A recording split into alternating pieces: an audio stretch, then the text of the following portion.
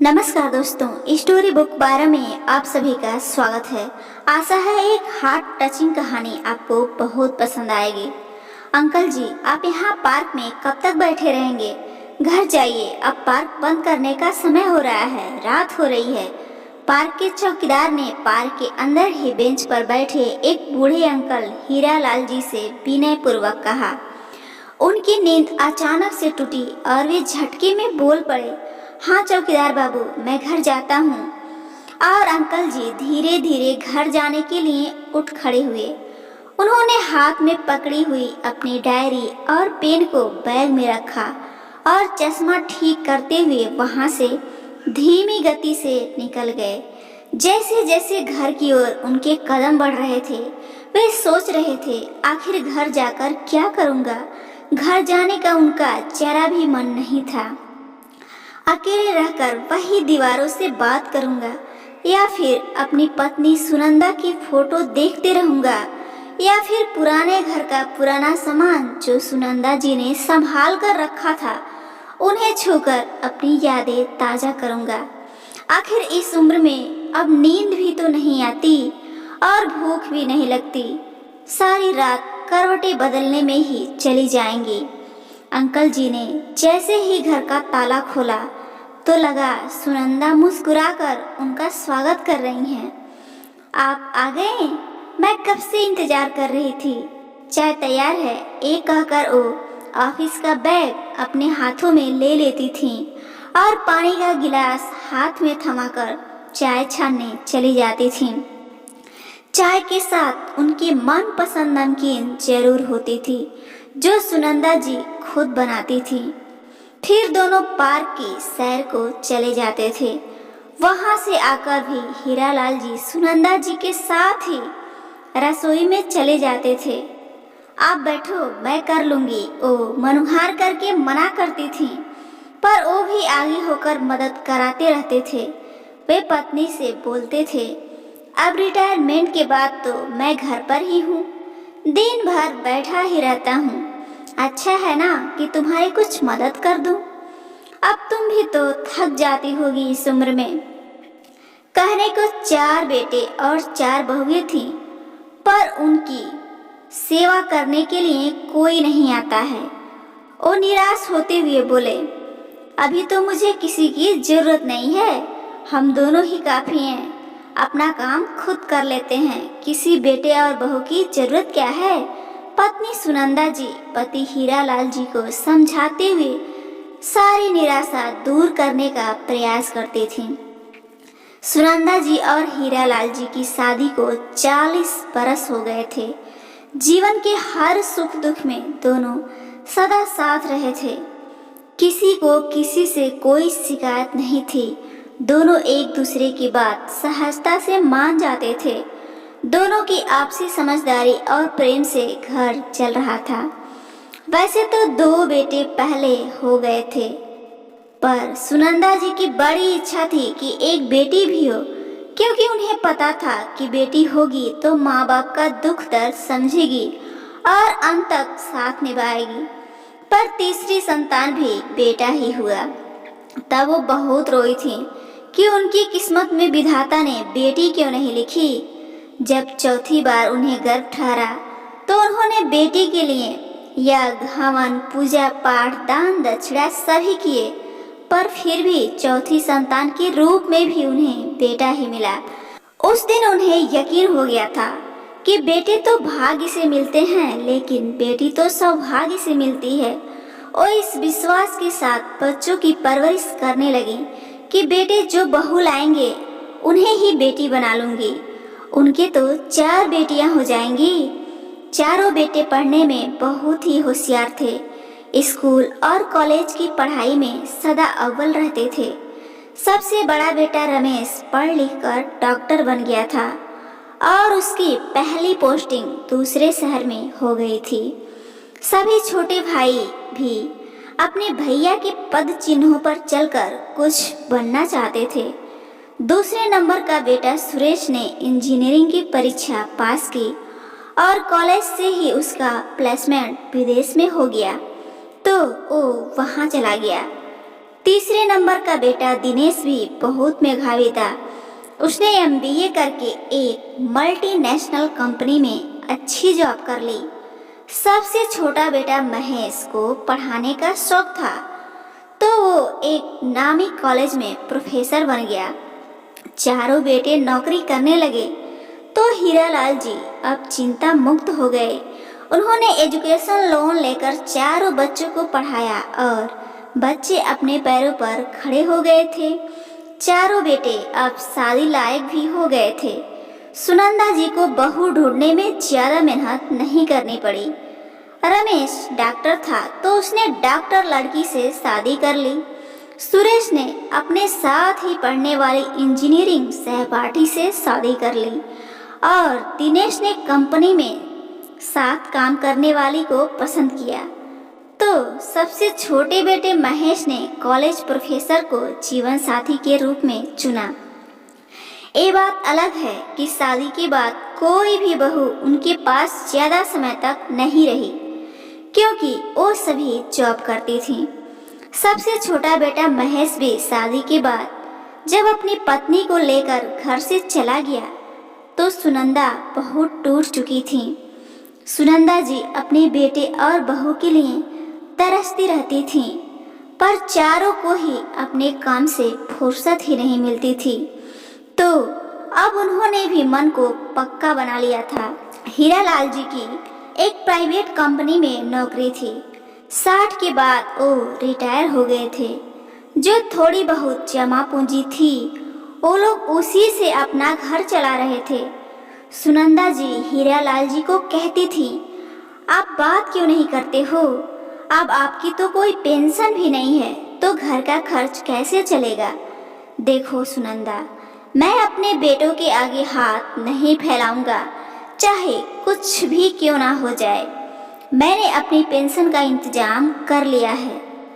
सुनंदा जी कहती रह गईं, पर वो नहीं मानते और एक रात अचानक सुनंदा जी इस दुनिया से ही चली गईं। चारों बेटे बहू घर आए, लेकिन चारों बेटे बहू घर पर ज्यादा नहीं रुकना चाह रहे थे, क्योंकि उनकी नौकरी जो थी।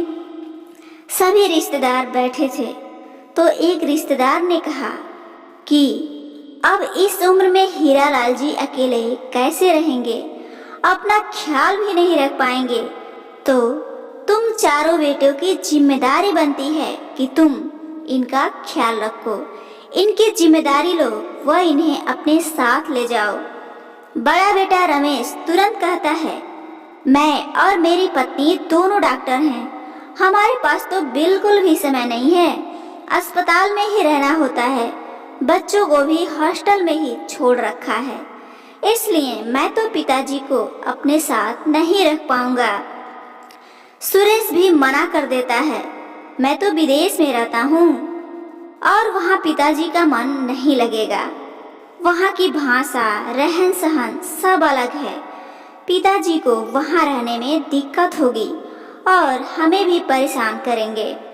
फिर एक घर पर रहेंगे तो हम वीकेंड पर दोस्तों के साथ घूमने भी नहीं जा पाएंगे।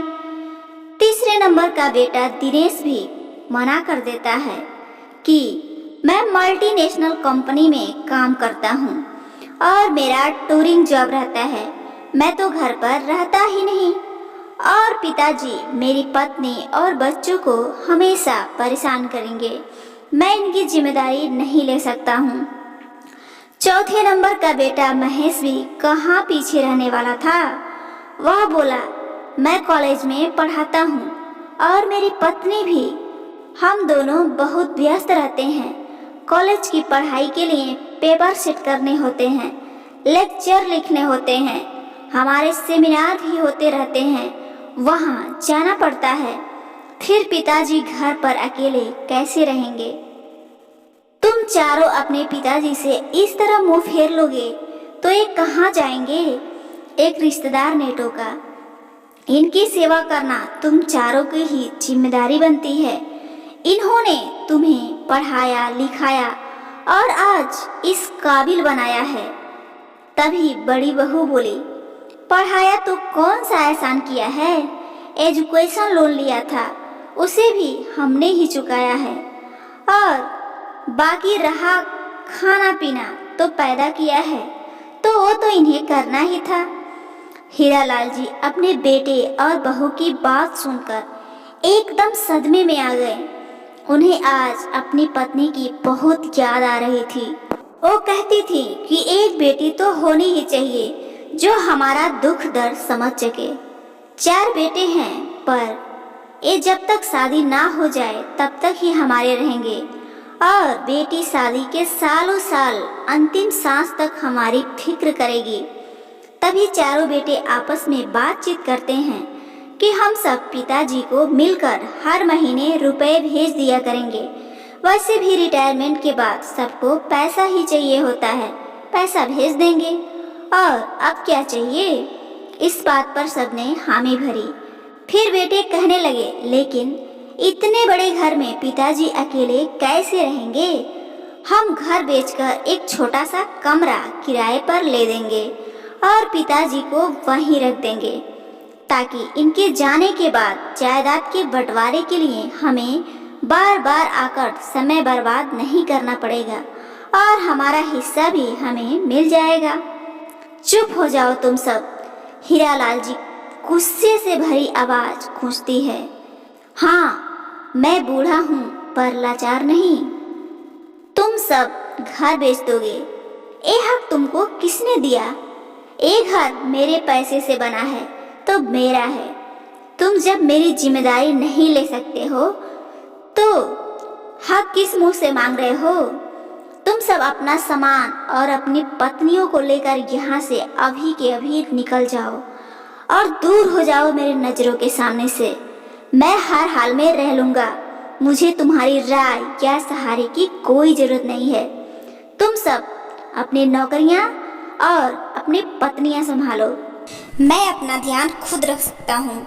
अरे ओ रमेश, फायदा तेरे डॉक्टर बनने से, जब तू अपने ही जन्मदाता का इलाज और देखभाल नहीं कर पा रहा है। सुरेश, तेरी इंजीनियरिंग भी बेकार है, जब तू अपने ही पिता के दिल के 100 टुकड़े कर रहा है। और दिनेश, तू तो मल्टीनेशनल कंपनी में काम करता होगा, पर अपने ही पिता को बेसहारा छोड़ रहा है। और हाँ छोटे महेश, तू तो पढ़ाता है, तो अपने बच्चों को ये भी पढ़ाना कि कभी अपने माँ बाप की सेवा मत करो, वरना तुम्हें परेशानी होगी। बड़ी बहू, तू भी सुन। हाँ, मैंने एजुकेशन लोन लिया था, क्या करता, कमाई कम थी। इन चारों की ऊंची पढ़ाई जो करानी थी, पर तेरे पति को खिलाने और कपड़े पहनाने के लिए कभी कोई लोन नहीं लिया। बच्चों, तुम अपने पैसे अपने पास रखो। बुढ़ापे में पैसे ना भी हों तो चलेगा, पर बुजुर्गों को बच्चों का प्यार, साथ, अपनापन और देखभाल चाहिए, अपना परिवार चाहिए। तभी एक रिश्तेदार ने कहा, हीरालाल जी, आप अकेले कैसे अपना गुजारा करेंगे। हर महीने पैसे चाहिए। मैं अपनी देखभाल कर लूँगा और इसी घर में रहूँगा। मेरा घर जीते जी तो नहीं बिकेगा, और अगर मेरे जाने के बाद भी ये घर बिकेगा तो इसका 1 रुपया भी इन चारों को नहीं मिलेगा।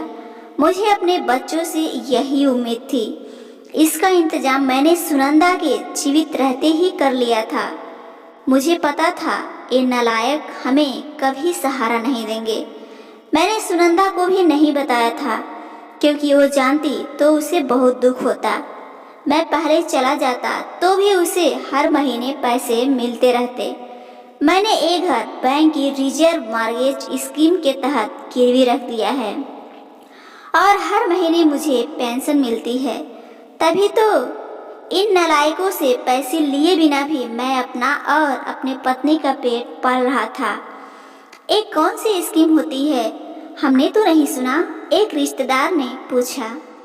इस स्कीम में वृद्धजन 60 साल के होने के बाद अपने मकान को बैंक में गिरवी रखकर या तो एक मुश्त पैसा ले सकते हैं या फिर मासिक पेंशन ले सकते हैं। व्यक्ति की मृत्यु के बाद घर बैंक का हो जाता है। उस व्यक्ति के परिजन भी घर लेना चाहें तो पैसा देकर ले सकते हैं। मुझे हर महीने पेंशन मिलती है, तो मैं अपनी देखभाल कर सकता हूँ और मेरे जाने के बाद ये घर बैंक का हो जाएगा। इस घर का एक टुकड़ा भी इनमें से किसी को नहीं मिलेगा। तुम चारों तो बहुत कमाते हो, तुम्हें पैसों की क्या कमी है? फिर भी पैतृक जायदाद पर अपनी नज़र जमाए हो। पिता की जायदाद तो बच्चों के लिए एक आशीर्वाद की तरह होती है, जो बच्चों को देने में पिता भी गर्व महसूस करता है और बच्चे भी इसी बहाने पिता को याद कर लेते हैं, अपनी जमीन से जुड़े रहते हैं। पर ये आशीर्वाद मैं तुमको नहीं देना चाहता हूँ। अब तुम यहाँ से जा सकते हो। हीरालाल जी ने रूंधते गले से अपनी बात पूरी की तो चारों बेटों की नज़र शर्म से झुक गई। वो अपने पिता को लाचार और कमज़ोर समझ रहे थे, पर उन्होंने मजबूत होकर जीवन के हर दुख को पार किया। अपने रिटायरमेंट के बाद भी रहने खाने का इंतजाम खुद कर लिया। अब कुछ कहने को बाकी नहीं था। जब चारों जाने लगे तो उन्होंने कहा, जब मेरी मृत्यु हो जाए तब तुम में से कोई भी मेरी हरती को कंधा देने मत आना। और दरवाजा बंद कर लिया। हीरालाल जी रोज घंटों पार्क में बैठे रहते हैं और घर जाकर पत्नी से बातें करते रहते हैं।